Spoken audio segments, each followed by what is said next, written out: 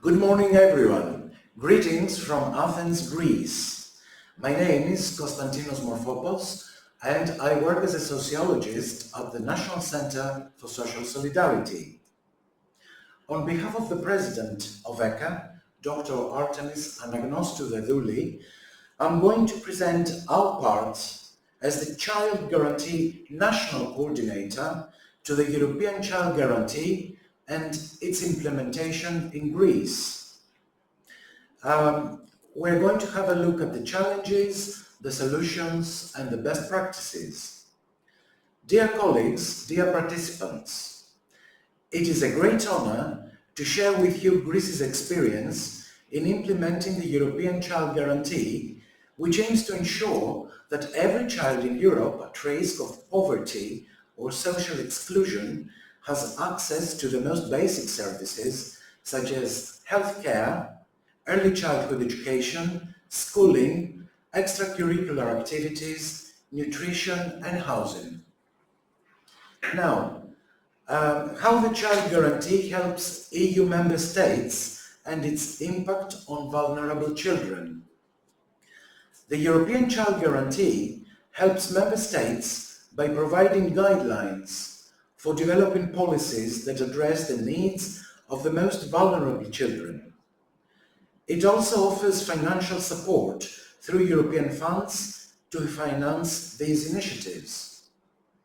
Its impact is significant, as it contributes to reducing child poverty, providing access to quality education and healthcare, and strengthening social inclusion.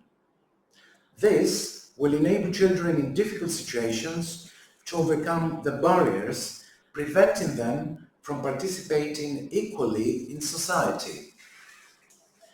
Now, what are the positive points of the national action plans for combating child poverty and the administrative organization of states? The national action plans that EU member states are called to draft and implement within the framework of the European Child Guarantee are vital for effectively combating child poverty. The plans include targeted policies and programs that ensure children have equal opportunities in healthcare, early childhood education, schooling, extracurricular activities, nutrition and housing. And that is, of course, regardless of their family's economic or social difficulties. Furthermore, they enhance the administration as they promote cooperation between various public services, NGOs, and international organizations, ensuring the effective implementation of child protection programs. Now, what is the contribution of the national action plans to the national organization of services and data collection? The European for combating child poverty and social exclusion and the national action plans for children are valuable tools for addressing the challenges related to child poverty and social exclusion. These initiatives provide guidelines and strategies that support national governments and relevant agencies in their efforts to ensure a better future for all. Specifically, they help in 1. Access to the aforementioned basic services. 2. Strengthening social protection systems. 3. Promoting education and development. 4. Fighting inequalities. 5. Data collection and monitoring. 6. Implementing the Child Guarantee. 7. Identifying disadvantaged and hard-to-reach areas. And 8. Preventing child poverty. Now, we're going to have a look at the innovations. The Greek government, fully embracing the values and legacy of the EU, has made child poverty a high political priority. Recognizing the need for all appropriate and necessary measures to be taken, the government introduced two key innovations. First, it gave the recommendation the force of law, which provided the recommendation with a strong legal basis. This helped us implement the recommendation quickly and reduce confusion regarding responsibilities, numerical data, and duties, accelerating the implementation of actions. Second, the role of the national coordinator was assigned to a public legal entity, which allowed for greater flexibility and dynamics in coordinating actions and collaboration between the involved bodies. E.K.K.A is the coordinating body of the various public authorities responsible for and implementing policy in the field of child protection at national, regional and local levels. The national coordinator collaborates with national and EU authorities, international organizations, NGOs and civil society entities to report the children in need and the obstacles they face. Now, let's have a look at the challenges. Nevertheless, we faced many challenges and difficulties in Greece. Therefore, I would like to share with you the challenges we faced as the national coordinator, our successes, and our hopes for the future. First, one of the biggest challenges in Greece was organizing and coordinating a nationwide network that includes 13 ministries, 13 regions, and 332 municipalities. Second, a significant challenge was to ensure that all stakeholders fully understood the necessity of active participation in the National Action Plan. Third, recording the actions, that is, existing and proposed, without a relevant information system. Fourth, also collecting reliable data on child poverty and social exclusion of vulnerable children. Fifth, the lack of specialized scientific personnel in statistics and economics made this task even more difficult. Sixth, lack of an information system. When we started drafting the National Action Plan for Child Protection, there was no information system for tracking children at risk. This made data collection and analysis difficult, limiting our ability to identify the most vulnerable categories of children and map areas in need. Seventh, bureaucratic barriers. Collaboration between the various ministries and agencies was initially limited, making coordination difficult. The absence of a common information system made coordination even more challenging. Now, let's have a look at the solutions and overcoming difficulties. And let's have a look at the best practices as well. First, initially, we created a database from scratch in Excel, where we recorded the ministry's actions and monitored their progress. Second, information system development. Immediately afterwards, in 2023, we began developing a comprehensive information system. At the end of August 2024, its pilot implementation started in collaboration with the 13 ministry representatives. It consists of 4 subsystems.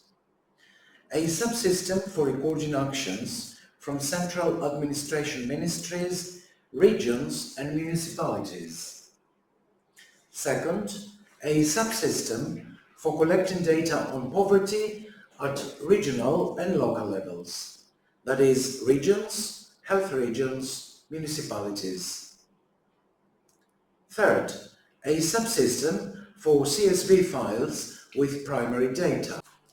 And D, the business intelligence system for generating statistical results. Third, network creation. A joint ministerial decision appointed representatives from each ministry, and we created a network of about 700 members at the central, regional and local levels, including representatives from the church, universities, NGOs, etc. At the same time, UNICEF, with the advisory group, that is, Ministries, General Secretariat of Coordination, E.K.K.A, and the European Commission, is making proposals for the governance of the National Action Plan and data collection. Fourth, regular meetings with the representatives of the 13 ministries. A significant practice we implemented to improve collaboration was regular meetings, either in person or online, with representatives from the 13 ministries.